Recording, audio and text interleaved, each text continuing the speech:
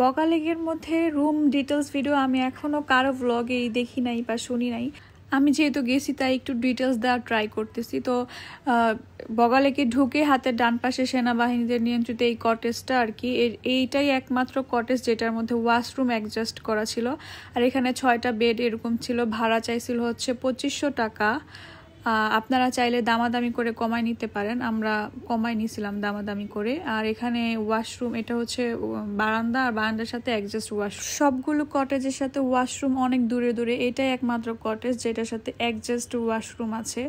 ওয়াশরুমটা অনেক বেশি ভালো না, আবার অনেক বেশি খারাপও না, এখানে আর কি অ্যাডজাস্ট করে নিতে হবে।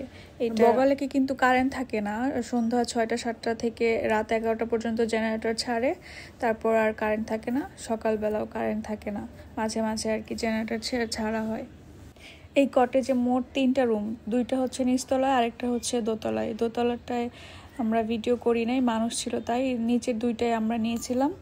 এই তো এই 2টা বগালেকের রুম ডিটেলস ভিডিও। এই তো আরও অনেক কটেজ আছে সামনে, ওগুলোর ভিডিও পরে দিব আমি। যেটা ছিলাম এটাই পর্যন্তই। টাটা।